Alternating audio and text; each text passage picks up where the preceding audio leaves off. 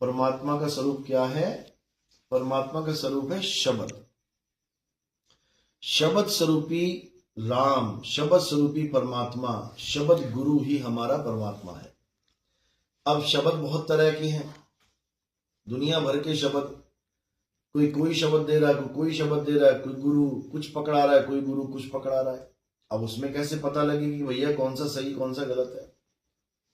तो कबीर साहब समझा रहे हैं कि शब्द शब्द बहुअंतरे, सार शब्द मत लीजिए। और कहे कबीर जहां सार शब्द नहीं, दृग जीवन सो जीजे। धिक्कार है कहते हैं उस जीवन पे जो इंसान चूल्हा धारण करने के बाद भी सार शब्द को नहीं समझ पा रहा है। और कहां फंस गया? कोई राम राम में फंस गया, कोई राधे राधे में फंस गया, कोई ओम नमः शिवाय में फंस गया, मुसलमान है तो अल्लाह अल्लाह में फंस गया, सिख है तो वाहिगुरु वाहिगुरु में फंस गया, ईसाई है तो हालेलुया में फंस गया। हर धर्म का बंदा 52 अक्षरों में फंसा हुआ है और सोच रहा है कि मेरी मुक्ति हो जाएगी। कभी नहीं हो सकती। 52 अक्षर जीव आधारा, आदि अक्षर जीव्या से न्यारा, वाही को सत सिमरण कहिए, सिमर सिमर नर उतरो पारा। यानी 52 अक्षरों से जो परे है वो है सत सिमरण, और जो 52 में आ जाए वो है नकली सिमरण। इसको गुरु ग्रंथ साहब में भी वाणी दर्ज है। क्या कहते हैं? जितने भी नाम कथने में आ जाते हैं, बोलने में आ जाते हैं, वो सब कृत्रिम नाम है, नकली नाम है।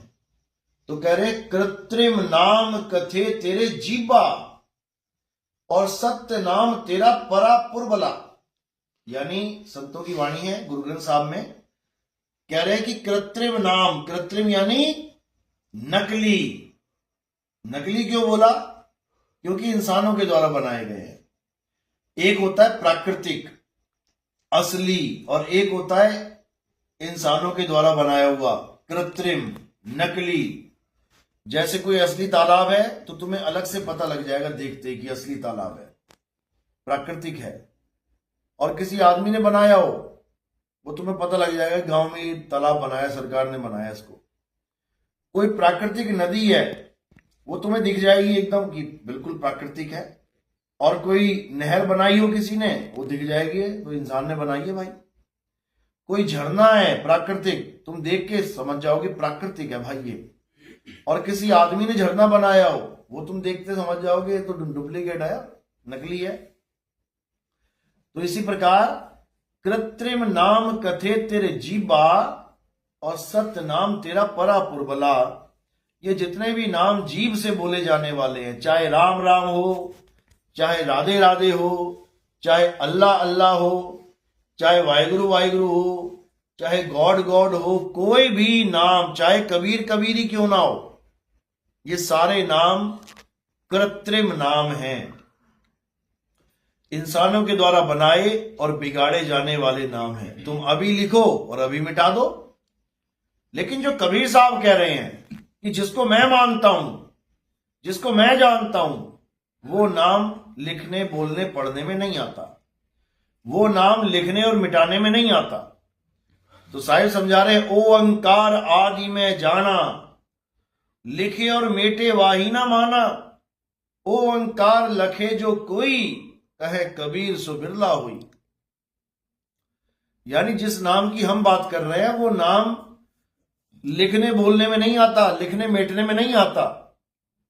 वो नाम अकह है,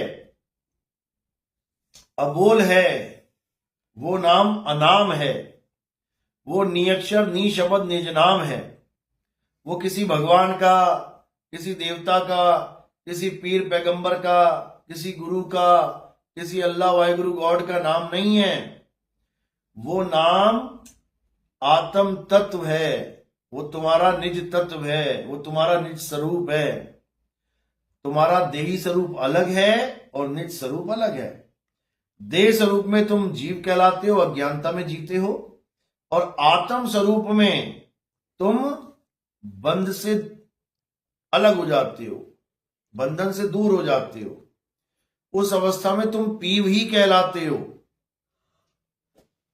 जीव तब तक हो जब तक अपने आप को काया मान रहे हो, और पीव अवस्था में आके तुम ही शब्द रूप हो जाते हो। शब्द हमारा तू शब्द का, सुन मत जा सरक, और जो चाहे निज रूप को तो शब्द ही ले परख।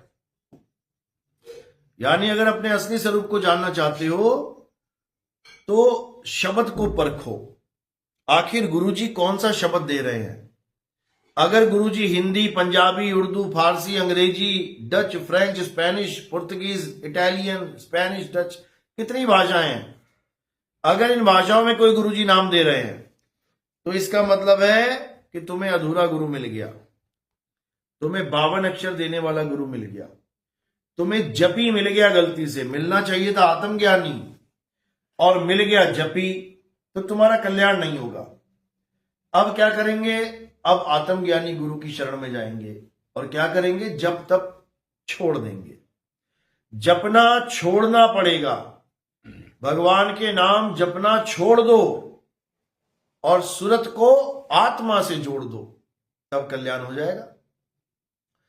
गीता में कृष्ण जी ने यही कहा, अध्याय 7 23वां श्लोक, हे अर्जुन, जो देवी देवताओं की पूजा करते हैं वो अल्प बुद्धि जीव हैं। उनको कोई बहुत बड़ा बुद्धिमान नहीं बोला, क्या बोला, अल्प बुद्धि, यानी जिसकी बुद्धि कम हो। तो क्या बोले कि देवताओं की पूजा करने वाले देवलोक को जाते हैं, पितरों की पूजा करने वाले पितरलोक को जाते हैं, भूतों की पूजा करने वाले भूतों के बीच जन्म लेते हैं। मेरे अनुयायी, मेरे भगत इनकी पूजा नहीं करते। जो मेरे भगत हैं वो कैसे भी मुझे भजें, वो मुझे ही प्राप्त होंगे। अब कैसे ही मुझे भजे को क्या समझ लिया लोगों ने कि कैसे ही भजे, चाहे ढोलकी लटका ली गर्दन में, नाचो गाओ, कैसे ही भजें, चाहे साड़ी पहन के बिंदी लगा के श्रृंगार करके राधा बन के ठुमके लगाओ, ये भी कहते हैं कैसी भजे में आ जाता है। कोई ग्वाले बन के नाटक कर रहे हैं, वो भी कैसी भजे में आ गया। कोई कुछ कर रहा है, कोई कुछ कर रहा है, कोई कुछ कर रहा है, वो कैसे भजे में ही आ गया। जबकि वहां उसका कहने का भाव क्या है, कैसे ही भजे, यानी कि मेरे सत्य स्वरूप को जाने। कैसे ही जाने, कैसे करके भी जान लें, वो मुझे प्राप्त हो जाएंगे। इस बात को ये लोग नहीं समझ पाए। कृष्ण जी ने तो कई बार बोला गीता में कि जो मुझे आदमी समझता है, जो मुझे नर रूप में जानता है, वो असल में मुझे जानता ही नहीं है। वो मुझे नहीं समझ पा रहा है कि मैं क्या हूं। हे अर्जुन, मैं ये शरीर नहीं हूं, मैं आदमी औरत नहीं हूं। मुझे आदमी औरत मानने की गलती मत कर देना। उन्होंने हर जगह ये बोला है, लेकिन कोई इसको समझ नहीं पाया, तो ये सारा ज्ञान अज्ञान में बदल गया। जो गीता का ज्ञान घर घर में पहुंच के आत्मा का ज्ञान बनना था, वो गीता का ज्ञान घर घर पहुंच के शरीर को पूजने का ज्ञान बन गया। कृष्ण जी की पूजा चलने लग गई चारों तरफ, जबकि कृष्ण जी आत्मा की महिमा गा रहे हैं। नैनम छिंदन्ति शस्त्राणि नैनम दहति पावका, ये उसकी महिमा गा रहे हैं जिसको कोई शस्त्र काट नहीं सकता, अग्नि जला नहीं सकती, वायु सुखा नहीं सकती, जल भिगो नहीं सकता। महिमा उसकी गानी थी, पूजा उसकी करनी थी, लेकिन इन अज्ञानियों ने क्या कर दिया, कृष्ण जी के शरीर का प्रचार करवा दिया। गीता पढ़ने के बाद भी आत्मा का ज्ञान नहीं जान पाए, गीता पढ़ने के बाद भी शरीर के तत्व को नहीं समझ पाए कि ये नाशवान तत्व है, ये परिवर्तनशील तत्व है, ये असत्य तत्व है। गीता पढ़ के भी नहीं जान पाए कि सत्य को जानना है, सत्य तत्व को मानना है। और सारी गीता पढ़ने के बाद उसी असत्य तत्व का, यानी काया का, माया का, उसी का पूजा, उसी का पाठ करवा के, उसी को भोग लगवा के सबको भ्रमित कर दिया। जबकि गीता केवल और केवल आत्मज्ञान की तरफ इशारा करती है। हे अर्जुन, जो अपनी आत्मा में रमण करते हैं, जो अपनी आत्मा में तृप्त हैं, जो अपनी आत्मा में संतुष्ट हैं, उनके लिए कोई धार्मिक कर्म कर्तव्य लागू नहीं होता। और इन लोगों ने गीता पढ़ने के बाद भी सारे धार्मिक कर्म कर्तव्य लागू करवा दिए। कारण क्या है? क्योंकि ये आत्म तत्व को जान ही नहीं पाए। अगर ये आत्म तत्व को जान लेते तो एक ही श्लोक में आत्मज्ञान हो जाता, एक ही श्लोक में इन सारे कर्म बंधनों से मुक्ति हो जाती, कर्म कांडों से मुक्ति हो जाती। लेकिन कोई जान नहीं पाया, इसलिए अज्ञान को गले लगा के बैठे हैं। कृष्ण जी को शरीर मान के बैठे हैं, राधा को शरीर मान के बैठे हैं। कृष्ण वाले हरे कृष्णा कर रहे हैं, राधा वाले हरे राधे कर रहे हैं। क्या फर्क रहा दोनों में?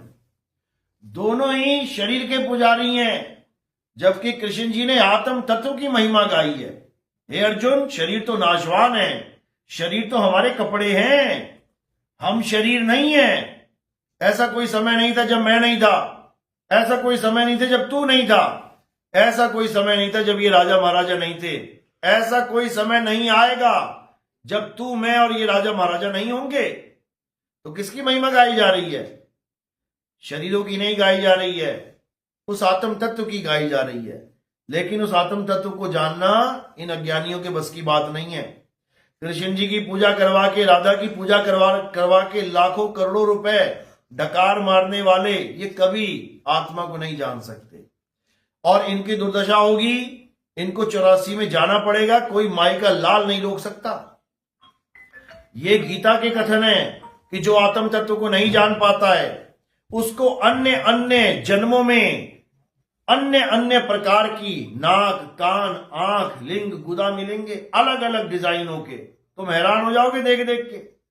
सांप की आंख देखना, कछुए की आंख देखना, मछली की आंख देखना, मुर्गी की आंख देखना, गिरगिट की आंख देखना, छिपकली की आंख देखना, हर प्रकार की अलग अलग आंखें मिल रही हैं, अलग अलग नाक मिलेंगी। सुअर की नाक देखना, हाथी की नाक देखना, अलग अलग प्रकार की नाकें मिलेंगी, अलग अलग प्रकार के कान मिलेंगे। गाय के कान देख लो, कुत्ते के कान देख लो, पता लग जाएगा। आत्मज्ञान ना होने के कारण नाना प्रकार की योनियों में भ्रमण करना पड़ेगा। 184 भुगत के औपे अटके आए, अब की पासा ना पड़ा तो फिर 84 जाए। ये पासा पढ़ने का मतलब क्या है? आत्मज्ञान। यानी अगर इस जन्म में भी तुम्हें आत्मज्ञान नहीं हुआ तो तुम्हारी दुर्दशा हो जाएगी। अगर तुम सारी उम्र राधे राधे जपते रहे, अगर तुम सारी उम्र हरे कृष्णा जपते रहे, अगर तुम सारी उम्र कबीर कबीर जपते रहे, अगर तुम सारी उम्र अल्लाह अल्लाह वाहिगुरु वाहिगुरु जपते रहे, अगर तुम सारी उम्र अपने आप को छोड़ के किसी और को प्राप्त करने के लिए लगे रहे तो तुम्हारी दुर्गति हो जाएगी। इसलिए क्या करना है? खुद को जानना है। आत्मज्ञान का मतलब होता है खुद को जानना। जैसे आत्महत्या का मतलब होता है खुद की हत्या, आत्म रक्षा का मतलब होता है खुद की रक्षा, आत्म कथा का मतलब होता है खुद की कथा, आत्म साक्षात्कार का मतलब होता है खुद का साक्षात्कार। इसी प्रकार आत्म ज्ञान का मतलब होता है खुद का ज्ञान। तुम्हें खुद का ज्ञान हो जाए कि तुम क्या हो, और जिस दिन तुम्हें खुद का ज्ञान हो गया, परमात्मा तुमसे दूर नहीं है, जुदा नहीं है। ओ शाह सातो वख नहीं, बस देखण वाली अख नहीं। यानी वो परमात्मा हमसे जुदा नहीं है, लेकिन हम उसको देख नहीं पा रहे हैं अज्ञानता की वजह से। तो जब गुरु ज्ञानी मिल जाएगा तो सारा अज्ञान खत्म हो जाएगा। साहिब का घर दूर है जैसे पेड़ खजूर, और ज्ञानी जन के पास में अज्ञानी से दूर। बोलिए परमपिता परमात्मा की सदा ही जय हो। साहिब बंदगी सतनाम।